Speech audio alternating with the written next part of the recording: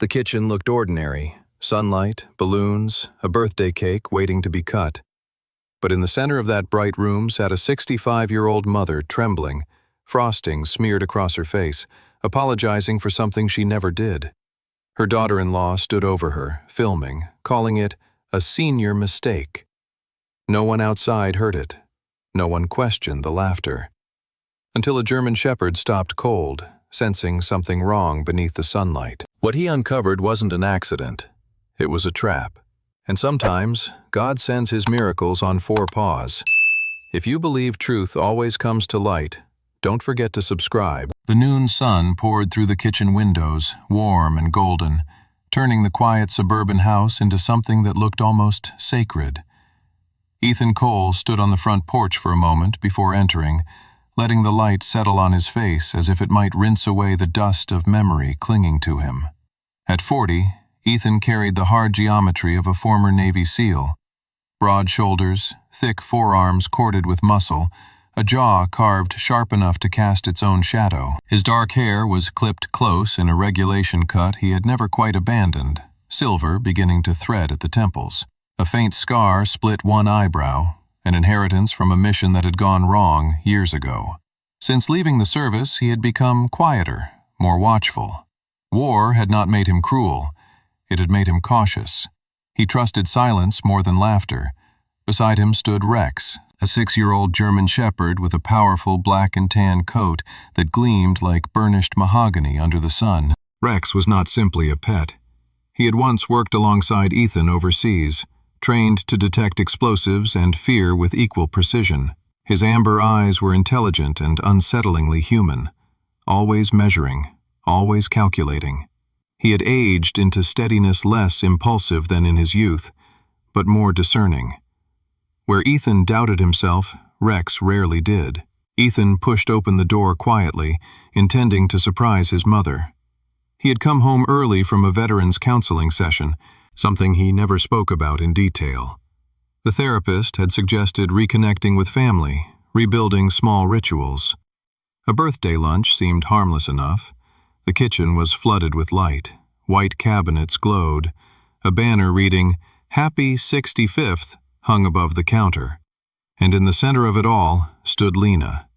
Lena Cole was 34, tall and slender with sharp collarbones and the kind of posture that suggested she had practiced confidence in mirrors.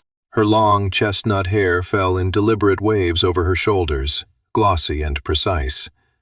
Her skin was smooth, carefully maintained. Her smile could switch from radiant to brittle in a heartbeat. To strangers, she was charming, organized, articulate, attentive.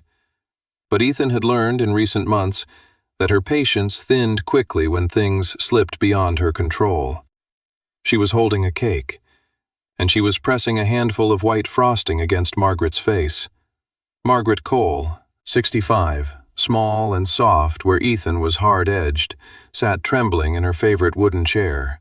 Her once vivid auburn hair had faded to silver, thin strands pinned loosely at the back of her head. Her blue dress, carefully chosen for the occasion, was now smeared with cream. Margaret's hands were folded tightly in her lap, knuckles pale, as if she feared even lifting them might cause more disaster. Her personality had always been gentle to a fault. She apologized for rainstorms and other people's bad moods. Widowhood had made her quieter. Aging had made her doubt herself. "Oh, Mom, you're impossible," Lena laughed, angling her phone camera with her free hand. "You couldn't even wait for the knife." "I'm sorry," Margaret whispered, voice shaking. "I didn't mean to ruin it. I thought you said close my eyes." The words struck Ethan like a distant echo. Close my eyes. He did not move at first. He felt the strange paralysis he used to feel before breaching a door overseas. The split second when reality rearranged itself into something hostile. He had expected surprise, perhaps tears of joy. Instead, he saw humiliation dressed as celebration. Rex stepped forward.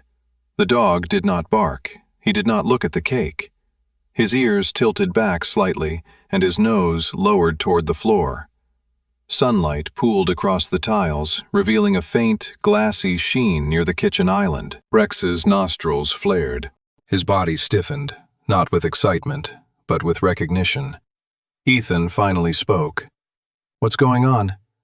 Lena turned smoothly, her smile widening as if she had rehearsed the angle. "Oh, good, you're home.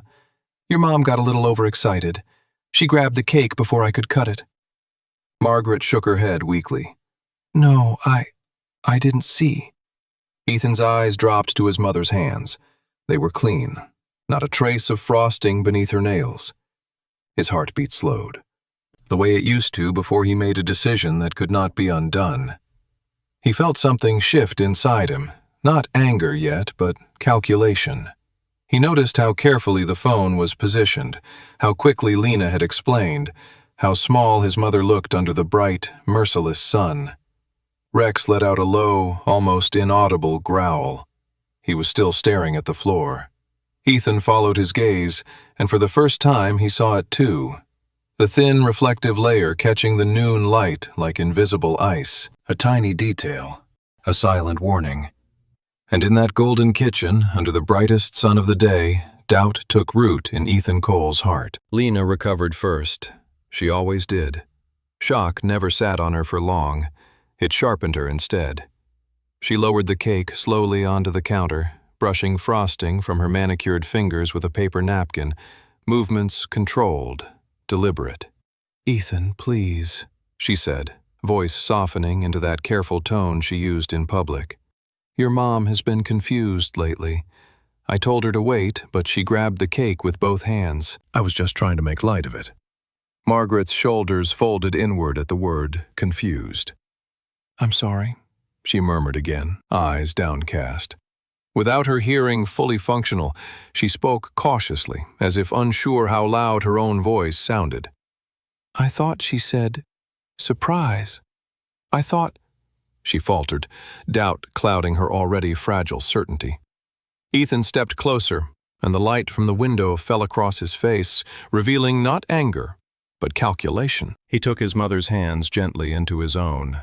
They were cool, trembling, and spotless. No frosting beneath her nails, no crumbs clinging to her fingers. If she had lunged at the cake, there would have been evidence. There was none. Rex moved before Ethan could speak again. The German Shepherd's muscles tightened like drawn wire as Lena reached forward. "Let me clean her up properly," Lena insisted, placing her phone upright against a fruit bowl, lens still angled toward Margaret. "She can't see well when she panics." She placed one hand behind Margaret's head, fingers pressing more firmly than necessary, and the other brought a napkin toward her face. The motion was quick, almost impatient. Rex exploded forward. He did not bite. He drove his shoulder hard into Lena's hip with the solid force of 80 pounds of trained instinct. Lena stumbled sideways, her phone clattering across the tile floor and skidding beneath a cabinet. The impact jarred something loose from the pocket of her fitted cream cardigan. A tiny metallic object bounced once in the sunlight. Ethan's gaze snapped to it instantly. A hearing aid battery. Small, circular, silver. Margaret blinked in confusion. "Oh," she whispered faintly. I thought mine had stopped working." Lena's composure flickered for the first time. "It must have fallen out earlier," she said quickly, too quickly. "I've been changing them for her because her hands shake. She forgets." Margaret's lips parted. "I told you I couldn't hear the kettle last week," she said, voice barely audible. "I thought it was my mind. I thought maybe the doctor was right." "What doctor?" Ethan asked quietly. Lena waved a dismissive hand. "Dr. Harmon mentioned age-related decline. Nothing dramatic, just the usual." Ethan knew Dr. Richard Harmon well. A tall, stooped man in his late 60s with iron-gray hair and wire-rim glasses. He had treated Margaret for years. Harmon was gentle, but blunt. He had lost his own mother to dementia and was hypersensitive to early warning signs. He would never have used vague reassurances. He would have explained. Rex stood now between Lena and Margaret, ears pinned back, body angled protectively. His growl was low but steady, a sustained vibration that made the air feel heavier. He did not take his eyes off Lena. Ethan bent slowly and picked up the battery. It was new, the surface clean, not corroded. He held it between thumb and forefinger, turning it so it caught the light. "Mom," he said carefully, "when was the last time you heard clearly?" Margaret hesitated. Shame colored her cheeks. "Weeks," she admitted. "I thought it was punishment for getting older. I thought God was taking sound away first." The words hollowed something inside him. Lena crossed her arms now, defensive, irritation creeping through her polished exterior. "You're overreacting. Elderly people decline. It happens." Ethan slipped the battery into his pocket without breaking eye contact with her. He felt the invisible map forming in his mind, the way it once had during operations overseas. Patterns, motive, opportunity. Behind him, Rex shifted slightly, still watching Lena, still not convinced. And for the first time since walking through that sunlit door, Ethan understood something with chilling clarity. This was not about a cake. Someone had been carefully, quietly rearranging his mother's reality. Ethan did not raise his voice. He simply stepped toward the sink. The movement looked casual, almost absent-minded, but the training in his body never truly slept. His boots were heavy, designed for traction, built for unstable terrain. If something in this kitchen could unbalance him, it would not be by chance. He shifted his weight forward. His right foot slid. It happened in a fraction of a second, the kind of micro-moment that once separated life from death. The heel shot sideways, and only years of drilled reflex kept him upright. He caught the edge of the granite counter with one hand, muscles tightening, breath steady despite the jolt. Margaret gasped. "See?" she whispered, clutching the edge of the table. "That's what keeps happening. My knees just give out." Lena's face changed for half a heartbeat before smoothing over again. "You're wearing those combat boots indoors," she said lightly. "The floor's polished, that's all." Polished. Ethan crouched slowly, lowering himself to eye level with the tiles. Sunlight from the window struck the floor at a shallow angle, revealing something the standing eye would miss, a faint, glassy sheen tracing a curved line near the island. It was subtle, almost elegant in its invisibility. He ran 2 fingers across the surface. The texture was wrong.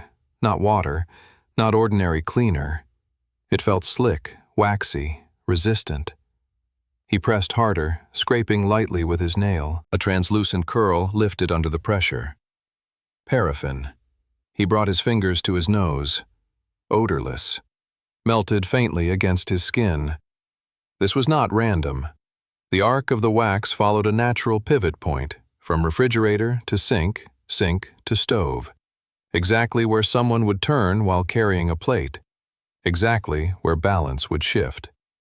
Margaret's voice trembled behind him. 3 times this month. I told Lena my legs were failing. I thought I was becoming clumsy. You are not clumsy, Ethan said quietly, still studying the floor. Rex stood rigid, body angled toward Lena. The dog's hackles had not fully risen, but his tail was stiff, unmoving. He tracked every shift in her posture. When Lena stepped to the side, Rex mirrored her, intercepting her path without command. Lena folded her arms tighter. I waxed the floor last week, she said. It's called maintenance. You can't live in a house forever without upkeep. Ethan rose slowly, his shadow falling across her. He didn't wax the whole kitchen, he replied. Just the turning points. Silence stretched thin. Margaret's breathing quickened. I fell by the sink, she murmured, eyes widening. Every time. I thought I was losing strength. You weren't losing strength, Ethan said, his voice lowering, not with rage, but with realization. You were losing friction. The words felt clinical, detached, but beneath them something darker stirred. He had seen traps disguised as normal ground before. The difference was that those had been set by declared enemies. Lena's jaw tightened. This is ridiculous, Elderly people fall. It happens every day. Yes, Ethan answered evenly, but not always in the exact same square foot. He moved toward the refrigerator, deliberately stepping through the arc of wax. Even prepared, his boot shifted slightly before gripping again. He imagined his mother lighter, slower, trusting the floor beneath her, making that same turn with a pot of boiling water. A chill crept up his spine that had nothing to do with the air conditioning. Margaret pressed trembling hands to her chest. "I thought God was warning me," she whispered, "that I was fading." Rex let out a low growl, deeper this time, almost resonant. Ethan looked at Lena, not as a husband now, as an analyst. The hearing battery, the wax, the staged cake, each detail small alone, together, a pattern. These were not accidents. They were rehearsed failures. And standing in the middle of the sunlit kitchen, Ethan felt the final illusion begin to crack. Ethan moved from the waxed floor to the kitchen table with the same deliberate calm he once carried into interrogation rooms overseas. The banner still fluttered faintly in the air conditioning, absurdly festive above a battlefield of small betrayals. On the table sat an orange prescription bottle with Margaret's name printed clearly on the label. The pharmacy stamp read Dr. Richard Harmon. Ethan recognized the handwriting on the refill date. He had picked up similar bottles himself before deployments, ensuring his mother never ran out. "Mom," he said gently, "how often do you take these?" Margaret folded her hands together, eyes glassy but clearer now. "Every 4 hours for the arthritis. Lena gives them to me. She says too many would make me foggy." Shame lingered in her voice, as if needing relief was a moral failure. Rex's nose twitched. A single white tablet had rolled off the table during the earlier commotion and rested near the chair leg. Before Ethan could stop him, the German Shepherd lowered his head, sniffed once, and crunched the pill between his teeth. His tail wagged, not cautiously, not reluctantly, but with the relaxed rhythm of a dog tasting something harmless. Ethan froze. Hydrocodone had a bitter chemical scent. Even well-trained dogs resisted it. He stepped forward, pried Rex's mouth open, and retrieved a fragment of the tablet before it dissolved completely. He placed the powder on his tongue. Sweet. Not faintly medicinal, not masked. Pure, granular sweetness. His jaw tightened. He opened the bottle and poured several pills into his palm. They looked convincing pressed, oblong, scored down the center, but the surface lacked the glossy coating pharmaceutical manufacturers used. He crushed one between his fingers. It broke too easily, collapsing into chalky dust. Sugar. Compressed sugar. Margaret stared in confusion. "But they help," she whispered uncertainly. "Or maybe they don't." The pain never really leaves. Ethan felt something colder than anger settle inside him. "They were never meant to," he said quietly. Lena stepped back toward the counter, her composure fraying. "You can't prove that," she snapped. "Maybe the pharmacy made a mistake." Ethan looked at her. "The pharmacy doesn't fill bottles with candy." Silence. Margaret's eyes drifted to her glasses resting beside the cake box. "My vision's been worse too," she admitted. "I thought it was another sign." Ethan picked them up. They felt heavier than he remembered. When he had taken her to the optometrist last year, she had chosen lightweight titanium frames with anti-glare coating. These were thick plastic, cheap, the kind sold on spinning racks at convenience stores. He slid them onto his own face. The room distorted violently.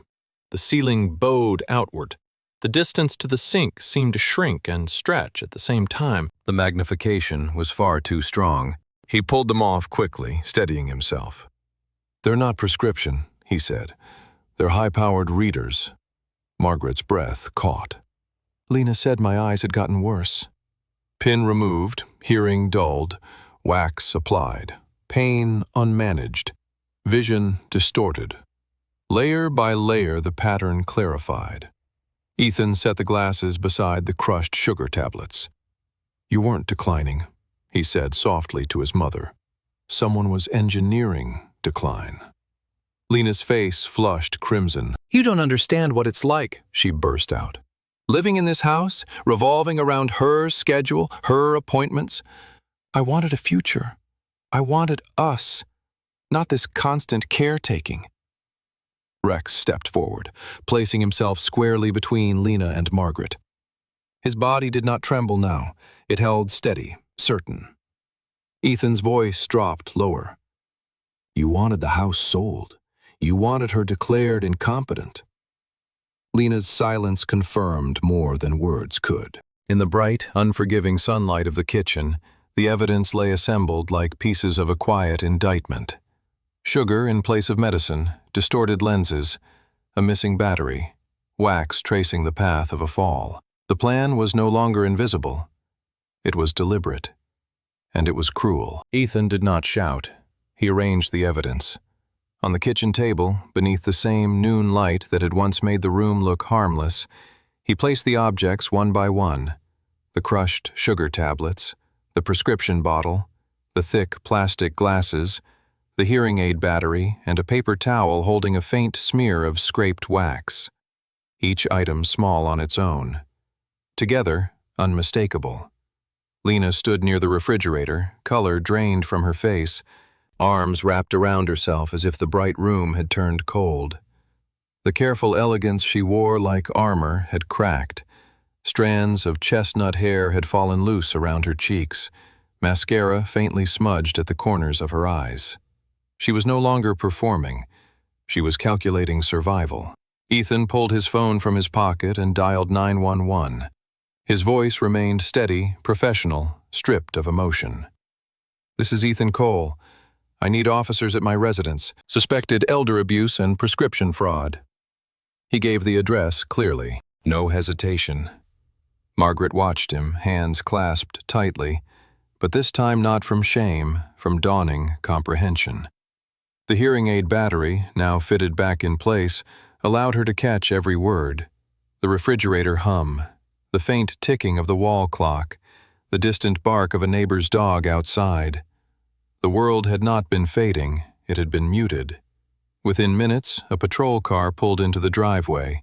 The first officer through the door was Sergeant Daniel Ruiz, mid-40s, compact and broad-shouldered, with closely cropped black hair and a trimmed beard flecked with gray. His dark eyes were observant, but not unkind. Ruiz carried himself like a man who had grown up around hardship and chosen discipline instead of resentment. Years earlier, he had responded to domestic cases that had stayed with him, elderly victims dismissed as confused. He did not dismiss easily anymore. Behind him came Officer Claire Bennett, late 20s, tall and athletic, blonde hair pulled into a tight ponytail. Her expression was firm but empathetic. She had once cared for her own grandmother through Alzheimer's and recognized the subtle signs of manipulation. Rex positioned himself silently between Margaret and Lena, not aggressive, but resolute. When Ruiz stepped closer to Lena, the dog's gaze followed every movement. Ethan placed a calm hand on Rex's collar. The dog remained steady. Ruiz surveyed the table, then Lena. "Ma'am, we need you to explain these items." Lena tried once more to recover composure. "It's a misunderstanding," she insisted, though her voice wavered. "I was managing her care." "Managing," Ethan repeated quietly. "By removing her hearing, distorting her vision, and replacing her medication?" Claire Bennett picked up the glasses, inspecting the magnification mark printed inside the frame. She exchanged a brief glance with Ruiz. "These aren't prescription lenses," she said evenly. Margaret's voice trembled, but it did not break. "I thought I was losing my mind," she confessed softly. "I prayed for forgiveness for getting old." The statement hung heavier than any accusation. Ruiz turned to Lena. "Ma'am, based on what we're seeing, you're being placed under arrest for suspected elder abuse and fraud pending further investigation." He spoke clearly, without theatrics. The metallic click of handcuffs echoed sharply in the sunlit kitchen.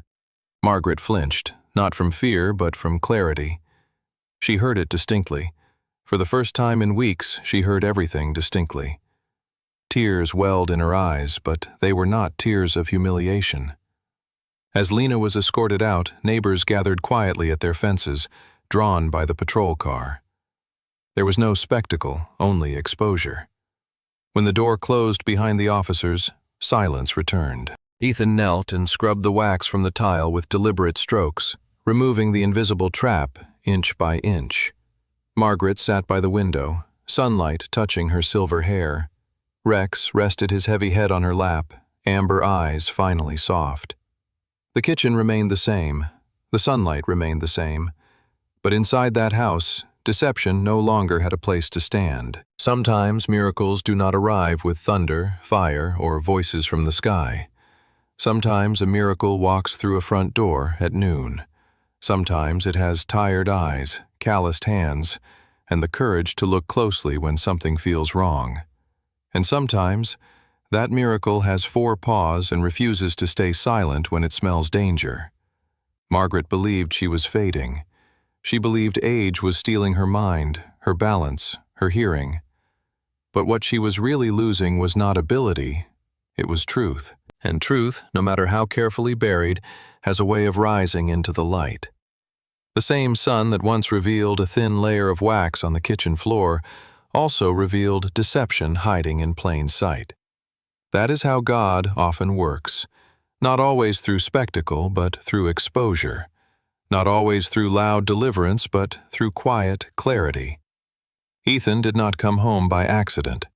Rex did not growl without reason. The smallest details, a glint on tile, a sweet taste where bitterness should have been, became instruments of protection. Scripture reminds us that God commands His angels to guard us in all our ways. Sometimes those angels look like a son who refuses to ignore his instincts. Sometimes they look like a loyal dog who stands between harm and the vulnerable. Sometimes they look like a moment of doubt that saves a life. In everyday life, evil rarely announces itself. It disguises itself as help, as efficiency, as "I'm doing this for your own good." That is why discernment matters. That is why we must listen to the uneasy feeling in our spirit. That is why we must check on our parents, our neighbors, our friends. Ask one more question. Look one more time. Stay 1 minute longer. If this story moved you, let it be more than a story. Let it be a reminder. Call your mother. Visit your father. Pay attention to the quiet ones who apologize too much. Love loudly. Protect fiercely. And never underestimate the power of light to expose what darkness tried to hide. If you believe that God protects the innocent and that truth always comes to light, type Amen in the comments below. Share this story with someone who needs encouragement today. Subscribe to the channel for more stories of faith, courage, and the unbreakable bond between humans and the animals who guard them. May God bless your home with clarity, shield your loved ones from hidden harm, and send guardians, seen and unseen, to stand watch over your family.